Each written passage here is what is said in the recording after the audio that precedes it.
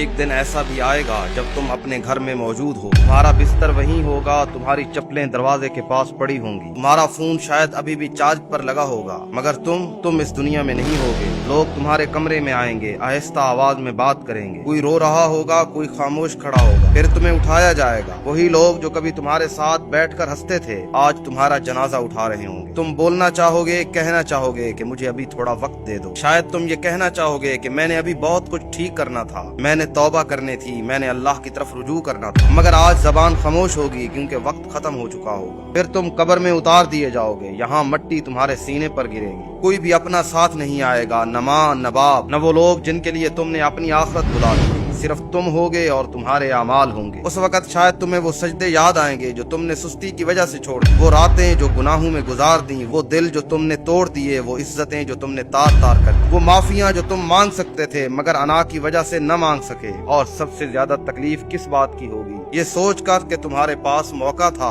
मगर तुमने उस मौके को संजीदा नहीं लिया। फिर दुनिया आगे बढ़ जाएगी, चंद दिन लोग तुम्हें याद करेंगे, तुम्हारी तस्वीरें देखेंगे, तुम्हारे बारे में बातें करेंगे, फिर आहिस्ता आहिस्ता आहिस्ता आहिस्ता तुम्हारा जिक्र कम होने लगेगा। तुम्हारा नंबर फोन में रह जाएगा मगर मैसेज आना बंद हो जाएंगे, तुम्हारा व्हाट्सएप खामोश हो जाएगा, तुम्हारी जगह कोई और ले ले। अब तुम्हारे बच्चे प्यार के लिए किसी और चेहरे की तरफ देखेंगे, तुम्हारी बीवी शायद किसी और से शादी कर लेगी, लेकिन याद रखो कि एक जात कभी नहीं भूलेगी और वो जात है अल्लाह की। वो तुम्हारे हर आंसू को जानता है, हर गुनाह को भी और हर सच्ची तौबा को भी। इसलिए अभी भी वक्त है, अभी भी सांस चल रही है। लौट आओ अल्लाह की तरफ, लौट आओ कुरान की तरफ, लौट आओ अपने खुदा की तरफ, क्योंकि एक दिन तुम सिर्फ एक याद बन जाओगे और फिर तुम्हारी असल जिंदगी तभी शुरू होगी। जरा तसव्वुर करो वो लम्हा जब एक इंसान पहली बार जहन्नम की आग में फेंका जाएगा। ये दर्द कभी खत्म नहीं होगा, मौत नहीं आएगी, बेहोशी नहीं होगी, और सबसे ज्यादा खौफनाक बात यह है कि वहाँ इंसान को एहसास होगा कि वो इस अजाब से बच सकता था